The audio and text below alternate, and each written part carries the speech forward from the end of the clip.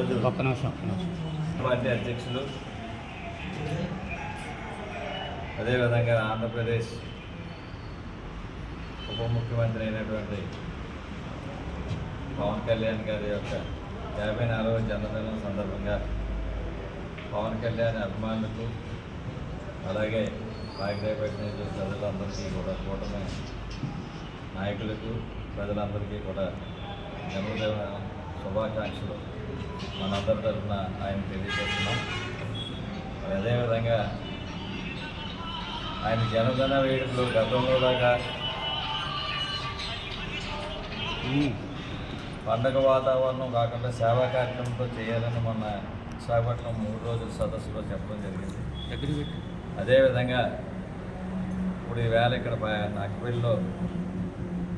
నక్బిల్ town అధ్యక్షుడు కోసూరు నాని గారు ఆధ్వర్యంలో కేక్ కటింగ్ చేసుకుని హాస్పిటల్లో రోగులందరికీ నక్బిల్ హాస్పిటల్లో రోగులకి పళ్ళు పాలు పంచిపెట్టే కార్యక్రమం కూడా ప్రారంభిస్తున్నారు.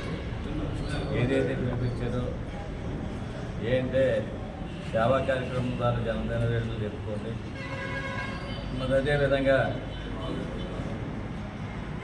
జనసేన పార్టీ భారతదేశంలో ఒక రాజకీయ పార్టీ కాదు, ఒక సేవా దృక్పథంతో ఉండి ఉద్యమాల బాటలో నడిచే పార్టీ జనసేన పార్టీ. ఏంటంటే సర్వీస్ ఓరియంటెడ్ పార్టీ భారతదేశంలో ఏదైనా రీజనల్ పార్టీ ఉన్నదంటే ఒక జనసేన పార్టీ.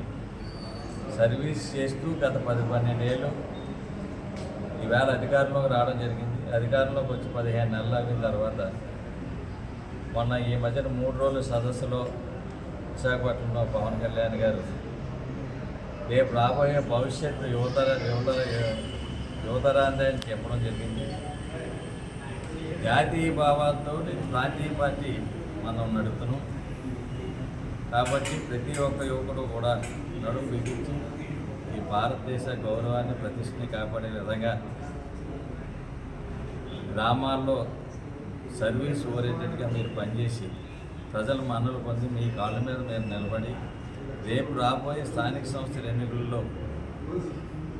మీరు లీడర్షిప్ వహించాలని ఆయన ఏదైతే కారణం కన్నాడో కోరుకున్నారో ఆ కోరికను మన అందరం కూడా నిజం చేయాలని కార్యకర్తలందరికీ ఈ సందర్భంగా తెలియజేస్తున్నాను. దానికి కావాల్సిన మీకు మనోధైర్యాన్ని అందరినీ కూడా స్థానికంగా ఉన్న మాలాట వాళ్ళందరం కూడా మీకు సపోర్ట్ ఇస్తాము. అలాగే కూటమి ద్వారా మనం వాళ్ళ మన్నలు పొంది అనేక గ్రామాల్లో సమస్యలను పక్కన పెట్టి మనం గొడవలు పక్కన పెట్టి గ్రామ సమస్యల మీద పోరాడండి. అది ఏదైనా తప్పు అధికారులు చేసినా ఎవరు చేసినా నిలదీసే స్థాయికి మనం కార్యకర్తలందరూ ఎదగాలి.